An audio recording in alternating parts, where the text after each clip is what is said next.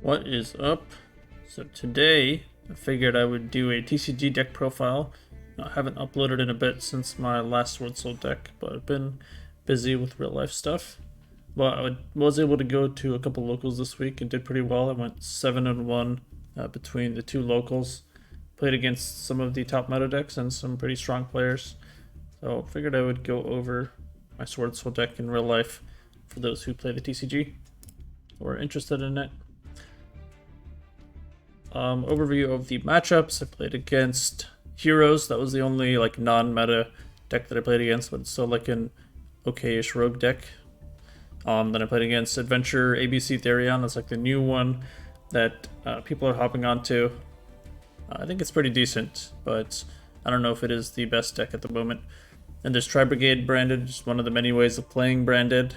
And Branded Despia, of course. That's the current, probably the most popular deck.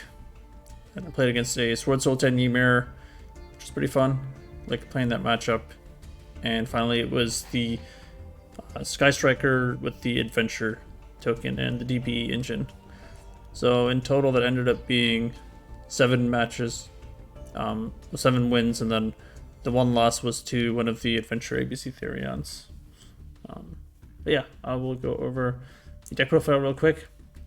We're playing Tenyis, of course. Why would you not be? 3 Ashina, 2 Vishuddha, 1 Shtana, and 3 Adara. In real life, I unfortunately don't have 3 Adara. I don't know where my third one went.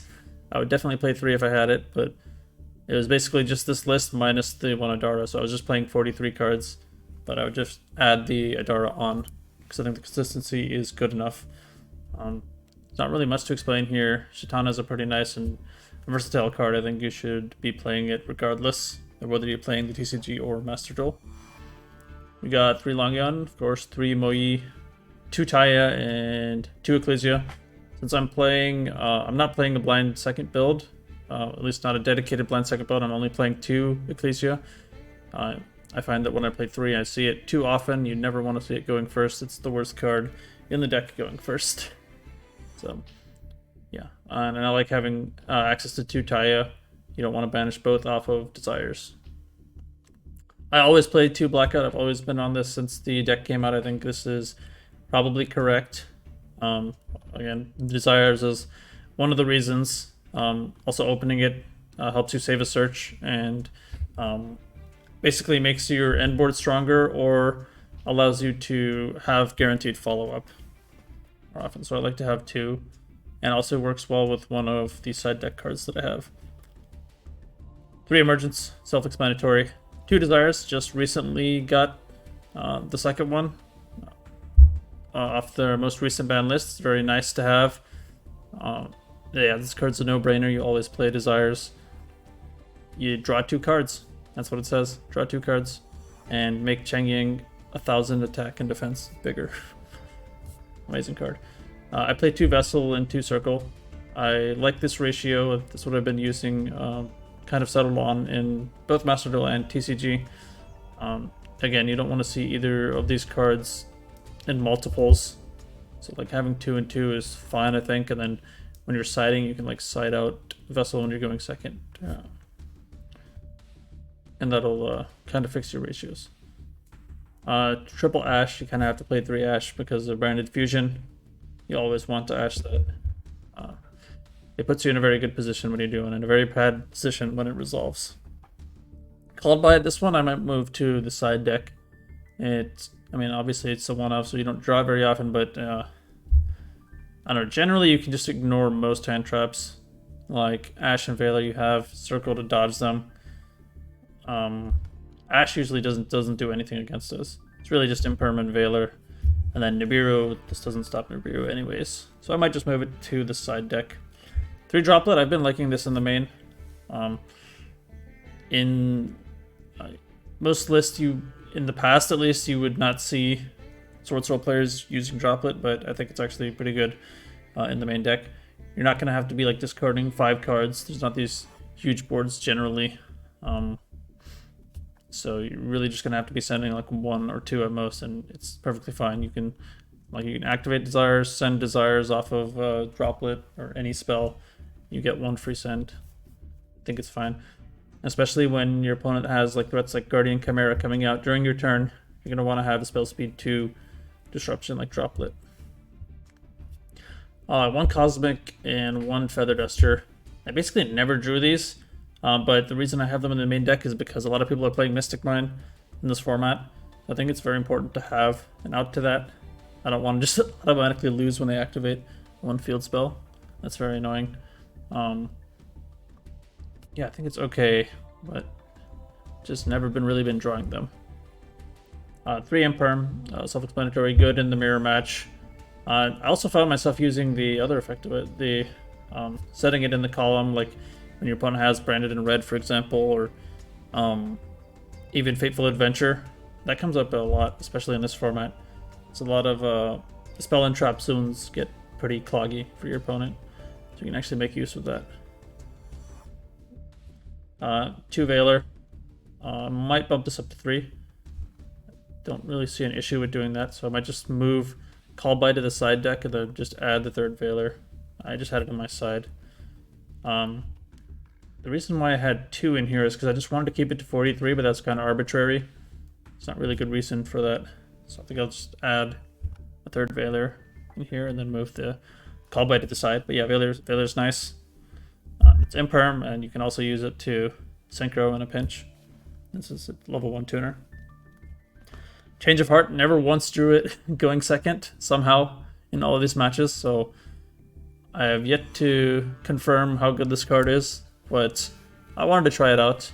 I'm going to keep trying it for now. Eventually, maybe I'll draw it, and we'll see how good it is. I think it's way better than Mind Control. People who compare it to Mind Control, I think that is misguided. The fact that you can both attack and activate effects with the monster makes a big difference, because you can deal with multiple interruptions instead of just one.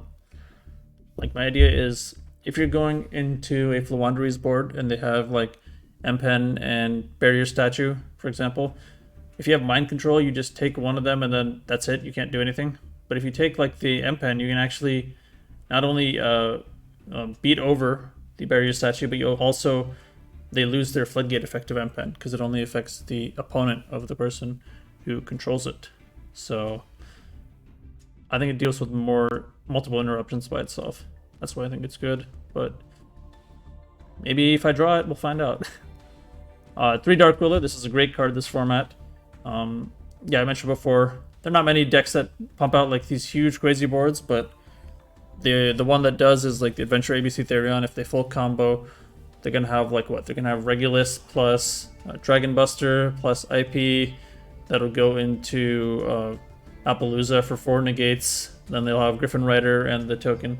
So you're gonna want Dark Ruler in that matchup, definitely. That's like the only card that'll allow you to play under it. So yeah, I think it's necessary to have at least in the side deck. Probably not also in the main deck, that might be overkill. 2 more Cosmic to deal with back row Mystic Mine, you already know. Red Reboot, this card is very crucial. I mean, it already was. I think this is a card that should always be in your side deck 100% of the time.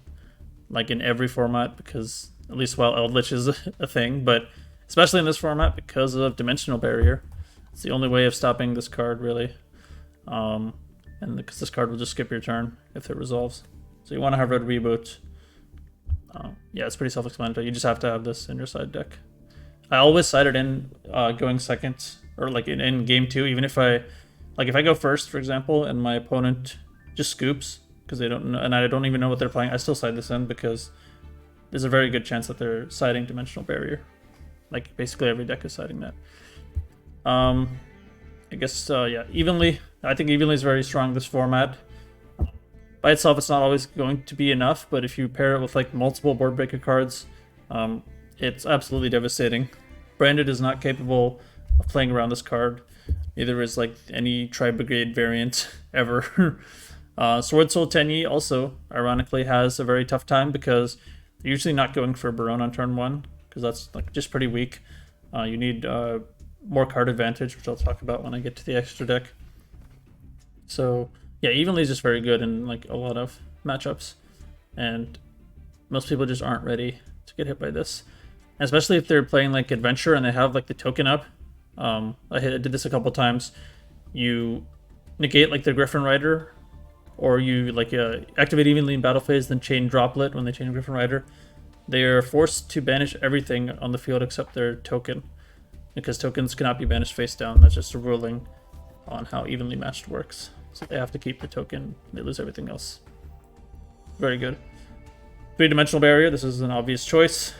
When branded is a thing and so is Swordsoul, it just completely skips your opponent's turn unless they have exactly red reboot.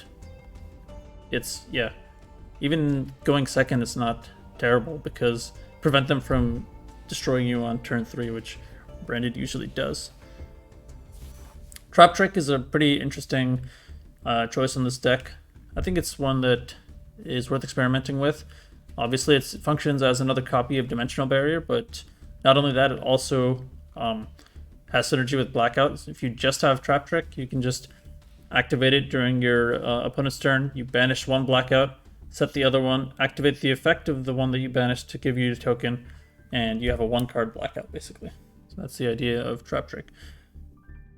Again, unfortunately, I never drew this card, but I think it's a good choice, especially for this deck. And you'll see some decks running around, like the guy who won the YCS with Sky Striker. He's playing 3 of this. He's playing 3 D Barrier and 3 Trap Trick in the main deck. Just has additional copies of this card. Yeah. Requires more tinkering, maybe. Maybe I cut the Change of Heart for another Trap Trick. We'll see. Yeah, let's go to the extra deck. Final Sigma. This is for the Floowandereeze matchup. They cannot out this card. Well, the only way they can actually do it is if they like Forbidden Chalice their own like M-Pen and they crash into it. That's the only way they can out this card. Even the continuous spell doesn't work because it's still unaffected by that. That's the only reason it was in there. Did not play against any Flunder, obviously, so didn't end up using it, but I think it's okay to keep for now. Evil Longyuan, this card's absolutely amazing. I like to make this turn 1 instead of going for Barone. You're basically going for the draw 2 combo. Essentially, that just means you activate Longyuan, regular Longyuan. You summon Longyuan in the token, then you like normal Moyi, and you get Moyi in the token. You first synchro into Evil Longyuan, and then you synchro into Chixiao. Then you can use both Longyuan's effect to draw 1, which is, yeah. When you synchro summon another worm monster while this card is on the field, you can draw 1 card. So you can use that, and you can use Moyi's effect to draw 1, and you can use Chixiao's effect to search. So you do, if you want to be greedy, you go like Chainlink 1 Moyi, Chainlink 2 Longyuan, and then Chainlink 3 Chixiao. So Chixiao, you'll search your Blackout, and then you'll draw 2 cards, which is huge. You want to draw into your D barriers and hand traps and all of that stuff. I think it's just stronger than going for Barone in this format. Unless you know your opponent's on Nibiru, then you have to go for Barone, basically. But yeah. Cheng-Ying, pretty self-explanatory. Big Chungus Bungus. Hits like a truck. Barone, still got to play this card. Don't need to explain that. Chao Fang also comes in useful. If you do fear that they are playing Nibiru in the side deck, yeah, you just go for Chao Fang and it completely turns off their deck. Or it turns off their Nibiru, but it does turn off some decks entirely.